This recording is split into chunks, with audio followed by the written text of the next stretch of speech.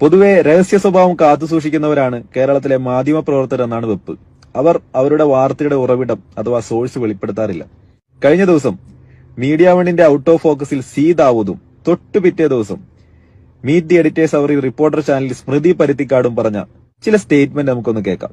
1957 ആദ്യത്തെ തെരഞ്ഞെടുപ്പ് നടക്കുന്നത്. ആദ്യത്തെ തെരഞ്ഞെടുപ്പിൽ CH കണാരനാണ് സ്ഥാനാർത്ഥി. CPM ഇല്ല, CPI-യുടെ. 57 ആദ്യ തെരഞ്ഞെടുപ്പിൽ CH കണാരൻ സ്ഥാനാർത്ഥിയായപ്പോൾ അന്ന് CPM അല്ല CPI ആണുള്ളത്. അദ്ദേഹം ആ പ്രദേശത്തുകാരാണ്, അഴിയൂർക്കാരനാണ് അദ്ദേഹം അഴിയൂർക്കാരനാണ്.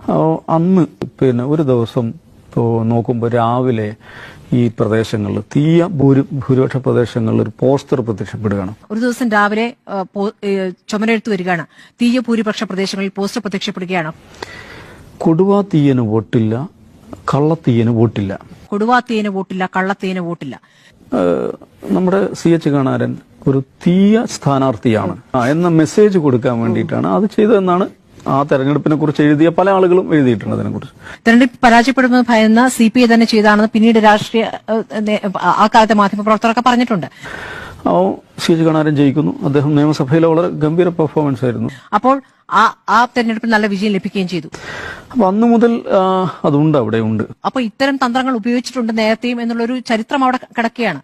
മാർച്ച് 11 അജീഷ് കൈതക്കൽ എന്ന് പറഞ്ഞിട്ട് ഒരു ഹാൻഡിൽ DYFIയുടെ മുൻ സംസ്ഥാന കമ്മിറ്റി അംഗമാണ്, പേരാമ്പ്രക്കാരാണ്.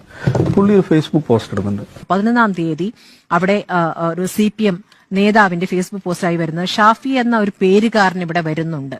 ഒരു അജീഷ് കൈതക്കൽ, അദ്ദേഹം DYFI സംസ്ഥാന കമ്മിറ്റി അംഗമായിരുന്നു. ഈ വീഡിയോ കണ്ടല്ലോ. റിപ്പോർട്ടർ TVയിലെ സ്മൃതിയും മീഡിയ വണ്ണിലെ ദാവൂദും ഉപയോഗിച്ചത് ഒരേ വാക്കുകൾ, ഒരേ വാചകങ്ങൾ